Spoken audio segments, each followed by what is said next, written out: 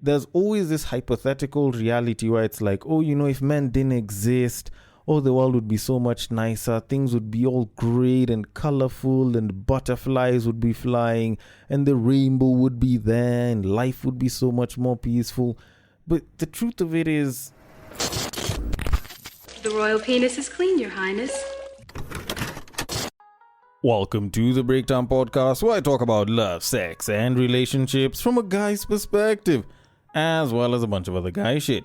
The man on the mic is a man who might find it hard to breathe if you've got that asthma. He is also a man who does include running his mouth to his cardio routine. It is none other than your tall, dark, and mildly handsome man, Sir Denver B. And I am here to speak about women. And this one's a little bit interesting because it's almost like I'll be ranting for the entire episode, because I just feel like for a lot of what I'm covering, it's just a case of women either using men or just making men look like they are worse or in a lesser position than they probably should be. And there's a pretty high likelihood that it might sound like I have something against women or I'm speaking up against women, but the truth of it is I honestly don't. I just need to speak up for the guys in this case, just mainly because I feel like guys in some way, shape or form on the internet have been taking the wrong end of the stick for a very, very long time. Not that we should be taking any ends of the stick, because the next question would be where we'd be taking them, but I don't want to think too deeply into that. So I'm just going to leave it at that and just say that I am going to be speaking about women. And I've got quite a bit to discuss regarding women. That is a question that I see quite a number of women posting up online, which usually comes with a clip of some sort. And there is also a post where a guy speaks on his experience listening to some women, and another woman decides to come out and say something that just shows the level of selective naivete that some people might choose to have, if not convenient ignorance. And hopefully after you've listened to that, you might end up on my side. But in case you don't, but maybe you like the episode, maybe you don't like it or what it is that I said, maybe you have a different form of feedback, or you would like to suggest a potential topic and or guest that I should have on the podcast, then the DMs are always open. The social media links are usually in the description, wherever it is you find them on whichever platform you're using. And should you not feel like going to the description to check them out, then you can always listen all the way till the end, because I always mention them there.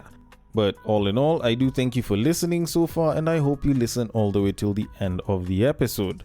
Now, I want to kick things off by talking about the internet for a little bit, because in some way, shape or form, I feel like maybe there's some forces, maybe it's just some people that seem to enjoy it, but for some reason, it seems like this whole men versus women debate doesn't seem to want to die down. And the truth of it is, like, most people who have been in the space where they get to see a lot of this men versus women debates, like, they've probably gotten to a point where they get tired of it. But there are still some people that like to regurgitate some of this information. And I don't know if it's for clicks or if it's just them wanting to project their emotions, feelings, and thoughts to other people. But, they usually end up doing it. And oftentimes, especially if you see this with women, it'll usually come in the form of some type of question. And it'll be some sort of question that makes the man out to not look like a good example, or to just not look good at all. And, it kind of shows how not so great men are, or how much better the world would be if men weren't in it. And a particularly good example of this is the man versus bear thing that was going on about 2 years ago, whereby some woman or a couple of women hopped online and decided to bring up this debate of, if you are stuck in a forest, would you rather be stuck in the forest with a man or with a bear? And most women were choosing the bear. And while maybe some people might not have taken it seriously, a lot of guys have taken it to heart. So oftentimes, whenever you find that women are making some sort of complaint or saying that, men should have done this, men could do that, if you look in the comments, a lot of times you'll usually find that some guy will have written there, they should have gotten the bear to do it. And I know that it's the internet and you shouldn't take most of this shit seriously, but that shit actually did really, really hurt quite a lot of guys. The fact that us guys will, in some instances, sacrifice life and limb, or you'll find that guys will just go out of their way to try and make a woman's life happy, just for women online to come back and be like, we'd have taken the bear, at least the bear won't rape us, or or at least we know that the bear will just eat us and not want to do other things with us, blah, blah, blah. And because of that, it has further fueled this whole men versus women debate that keeps on going on. Now, another one that I did find, which does tend to show up every so often, is the one where some hypothetical guy asks if men didn't exist, who would protect women? And then the woman comes up and says, protect them from what? And it's one of those ones where, like, you find that if you check the comment section of videos like these ones, you'll find that there's usually women that'll be over there kind of cheering on, and they're like, yeah, she's so right. If men weren't around, then we'd have a lot less issues. Oh, I'd feel so much safer. I do blah, blah, and blah. And the thing is, like, don't get me wrong, maybe you might feel that way, but I would probably think something different.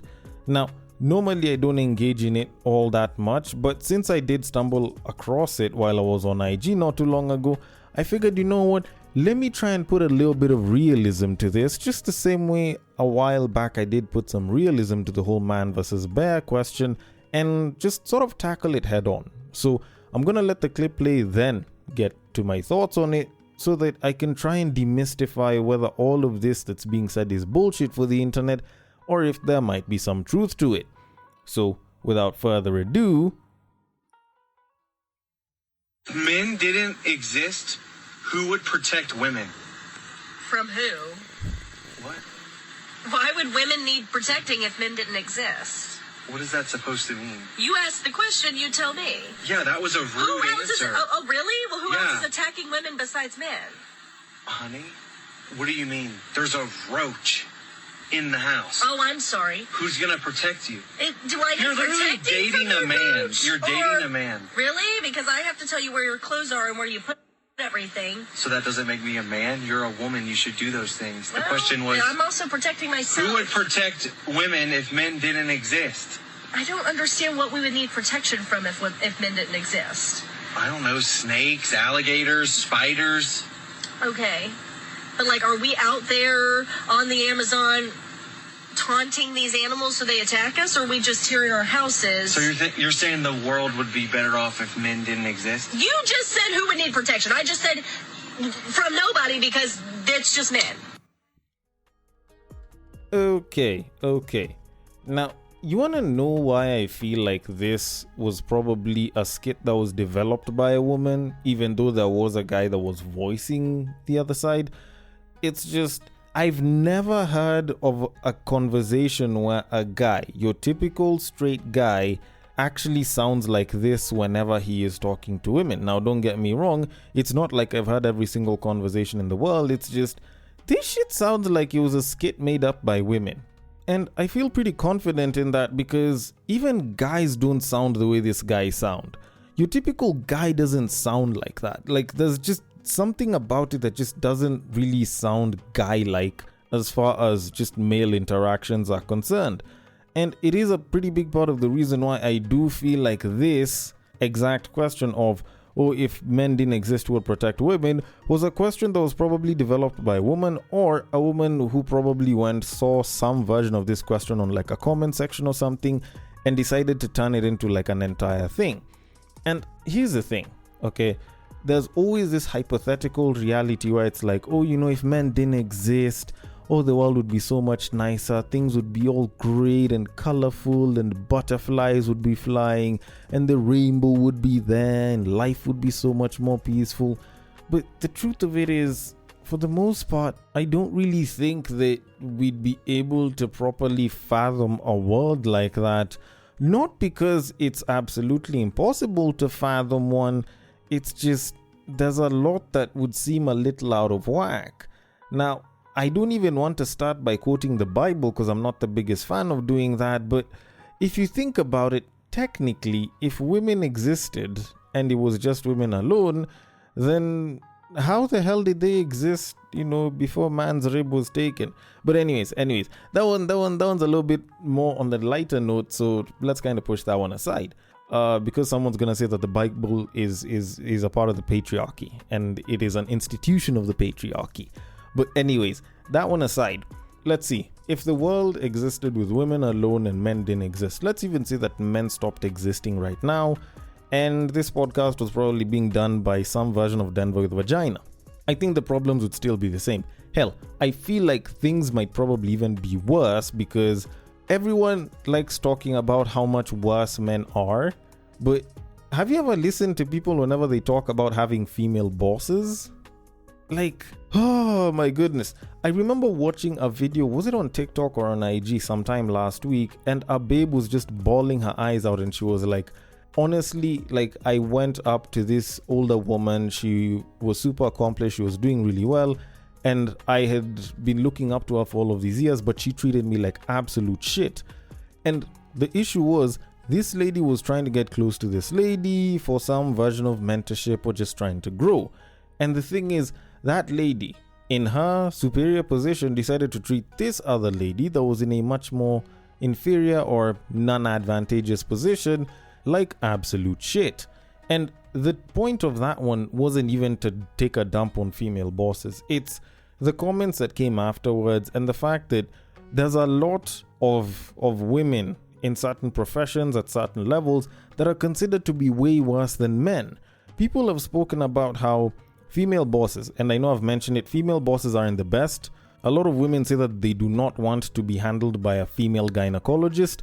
Hell, even female hairdressers usually tend to lose out whenever there's a male hairdresser around, because a lot of women will talk about how male hairdressers are very, very good whenever it comes to doing their hair, and it is a very, very low paying situation for them.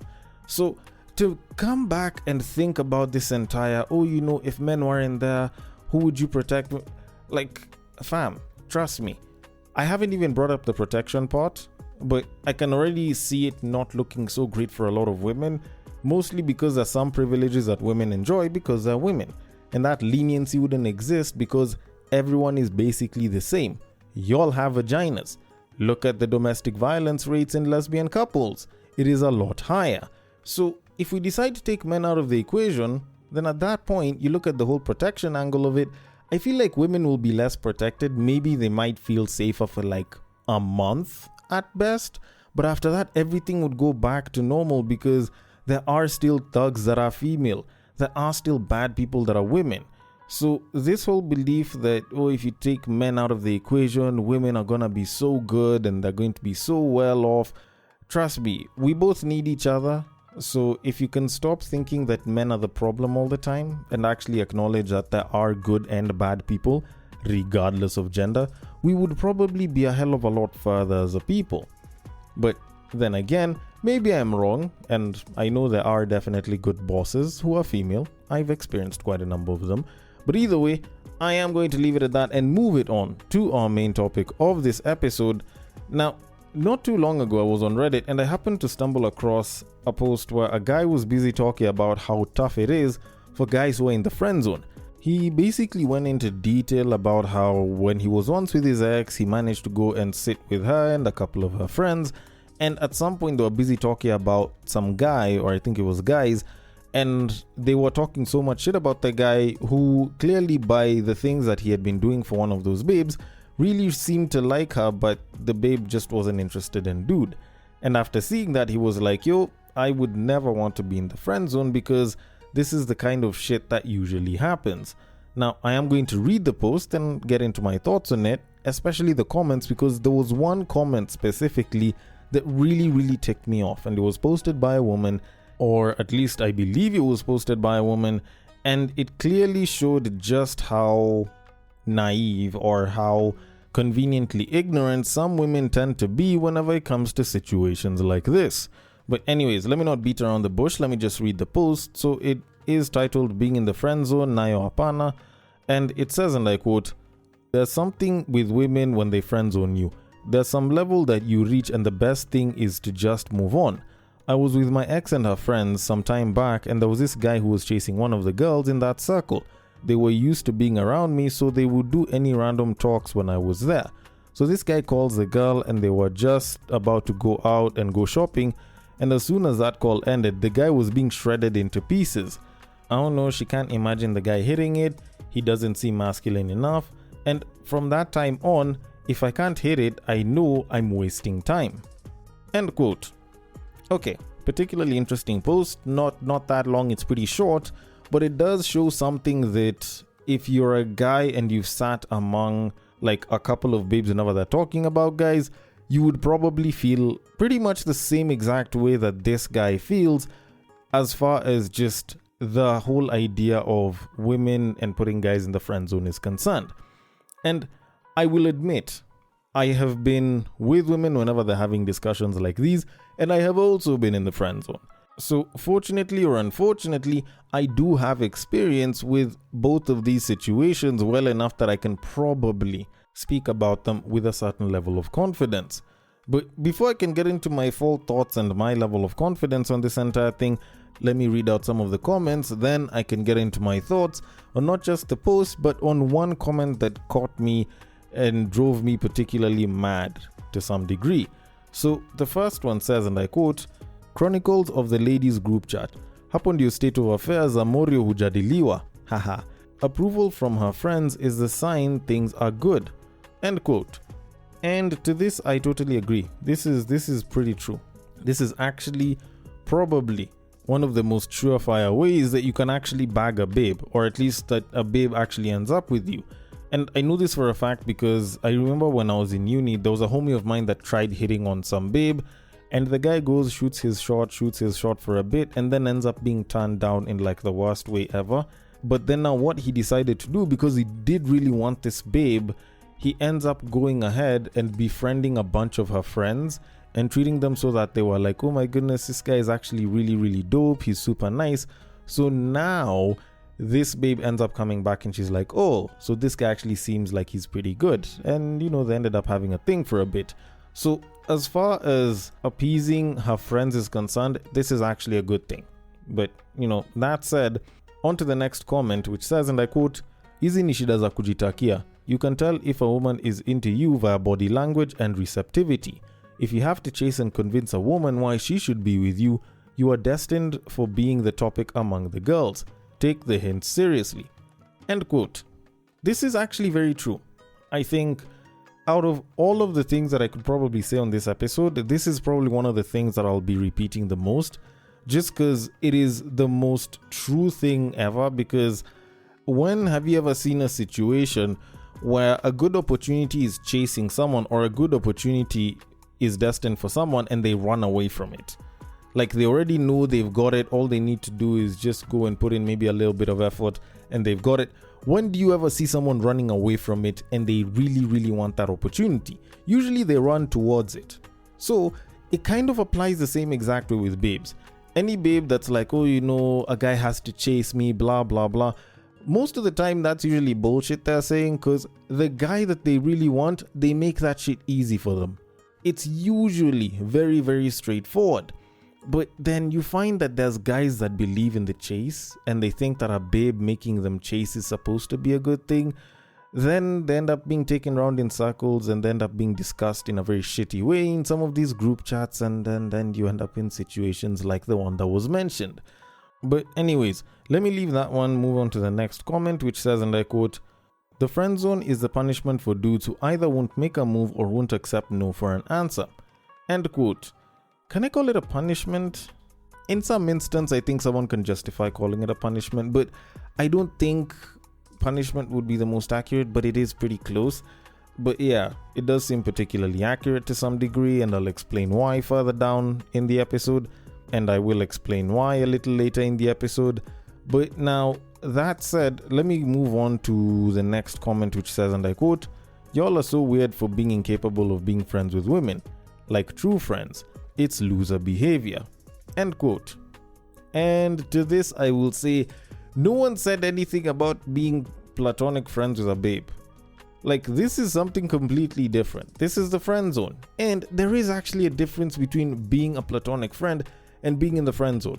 And the worst part about it is, there's a lot of women that like making it seem as though it's the same thing, and yet they're both different. Hell, even they know that they're both different.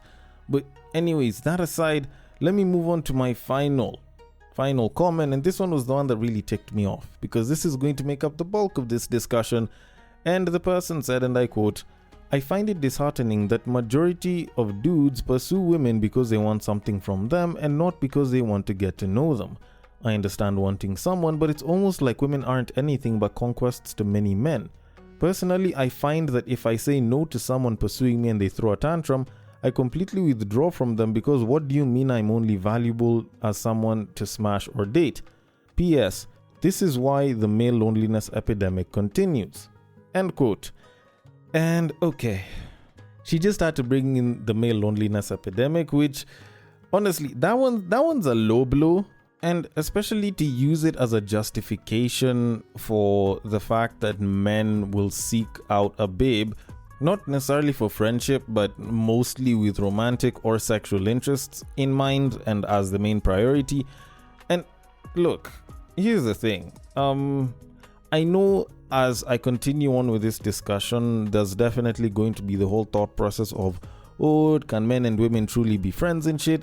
So I will start by even answering that one and say that yes, men and women can be friends. The only thing is, there has to be zero sexual interest or romantic interest from the babe, and there has to be zero direct sexual or romantic interest from the guy. And I know I said direct because there's a lot of people that will bring up the whole, oh, you know, if a babe calls the guy bestie and offers to go to his place so that he can smash, he'll always say yes. And that's where the whole idea of direct comes in. Most guys, if they're offered pussy for the most part, not unless if they're very committed or, you know, trying to take a break from it, most guys will usually say yes. So having that look like, oh, you know, men and women can't be friends is very, very misleading. Truth of it is, if most guys are very open to the sexual encounter, it's just a guy thing. But it doesn't mean that you guys can't be friends. It's just that guy has to make sure that that isn't at like the front of his mind or at the top of his priority list. If that is like way, way down at the bottom, then yeah, y'all can definitely be friends. But anyways, now that I've put that explanation out of the way, now I can go back to this woman's comment, because this comment is one that really, really ticked me off. And I'm gonna start from the bottom or start from last and discuss this whole thing with the male loneliness epidemic. First of all, she's completely wrong. The male loneliness epidemic has very, very little association to female friendships, if not any at all. And the reason I say this is because if you were to just go and do a very simple Google search on the male loneliness epidemic, you will realize that there's about 3 main causes.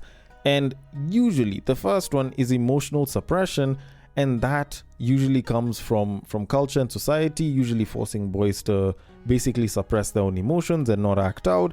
And also the loss of friendships and just generally just communities where young boys and men in general can be nurtured to grow and, you know, kind of be themselves and enjoy a certain sense of camaraderie, if I can put it that way.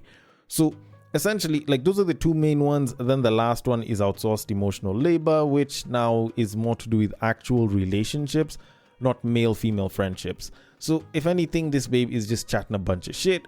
So for the most part, like, this is very, very wrong and quite misleading. Then also, if you believe that a man should approach you just for the sake of being friends, then I don't know, maybe it's just me, but I feel like you've probably never approached anyone before.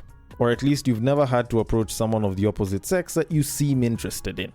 Because if you look at the kind of effort and confidence that it takes for a guy to do that, and I'm not saying that, oh, you know, the guy that is suave and hits on every single babe is going to use a lot of effort, but just most guys in general, because hitting on a babe actually does require quite a bit of confidence build up for you to do that. You realize that you're not going to go there if all you're trying to do is make her your friend. If you're trying to make her your friend, you'd use way less effort and you would try to approach her a lot less, as opposed to if you are trying to either be with her either romantically or sexually. So for a babe like this, she's looking at it as, oh, you know, you can approach me, but if it doesn't work out, we can still be friends. And personally, I think that's bullshit. For the kind of effort that we put in, it's bullshit. For the idea that this guy is going to approach you simply because he just wants to be your friend is, I'm not going to say bullshit, but it's very close to it, because there's not that many guys that are like, you know what, I want to have an extra female friend. Not unless if I'm befriending you so that you can introduce me to the homies. or at least introduce me to your homies who are possibly even hotter. So for the most part, this is absolutely misguided bullshit that's there. And my issue with this entire thing, okay, and by entire thing I mean the idea of the friend zone and the fact that guys are put in the friend zone, isn't the change in status from romantic partner or sexual interest or romantic interest into friend. That one I really don't give too much of a flying damn about. It's the fact that women put these guys in the friend zone and actively gain from it. They are actively gaining from guys in the friend zone, and they're out here busy saying, oh, you know, why can't men and women just be friends? Y'all are actively gaining from it. And if you're a guy and you want proof of this, notice any babe that you may be in the friend zone of and look at how they behave once you get a girlfriend or once you get a romantic interest that you're spending a lot of time and basically just a lot of your energy on. They will usually in some way, shape or form start to step in or probably not speak so nicely of such a person, or even though they speak nicely, they'll be doing some weird shit like calling at night. I've seen this shit happen a lot of times where a babe is like, no, I only see this guy as a friend. And they basically dismiss the guy. Then at some point, this guy goes bags another babe. And suddenly she's calling at like 10, 11 p.m. at night. Oh, I'm having this and this problem. Oh, I don't know if you can help me. And you know full well that there's like an 80% chance that this dude is in bed with his shorty. Like, this is some shit that you will usually see happening in a lot of instances. Like, this guy was previously interested, really put in the effort, and this babe was like, no, I don't think there's anything serious with you. And then suddenly they get a babe, and now it's like, oh, now I suddenly want more of his attention. Oh, I think we could have worked out. Oh, I think me and you probably could. She's not right for you, I am. Okay, maybe the last two are a bit of a stretch, but it's not like they never happened before, because I do know people who have actually gone through shit like this. And so you find that there's a lot of women, and actually I believe most women, who put guys in the friend zone, basically friend zone these niggas just so that they can get the benefits without putting in the effort.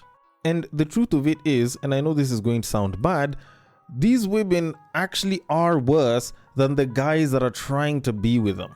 Because at least the guy that's trying to be with you was very straightforward, or at least was making his intentions very, very clear. You have decided to conceal your intention to benefit from the guy actively by calling him a friend, but at the very same time, you know full well that this guy wants you. You know full well this guy's intentions, but you are willing to milk shit out, knowing full well of this guy's intentions, but very willing to stand behind this whole description of you're just a friend or we're just really good friends. And I've tried to ask myself why it is that this could be the case. And I'm sure there's a lot of women that will come and be like, oh, I don't gain from any of these guys in any way. They're just the ones that reach out and talk to me. And the thing is, it's not like the gain is always going to be a tangible thing or always going to be something that you can see outright. A lot of times that gain is probably in something as intangible and abstract as attention. You can't exactly put a counter to it. It's not like you can go and you can basically just measure out how much attention someone's giving you.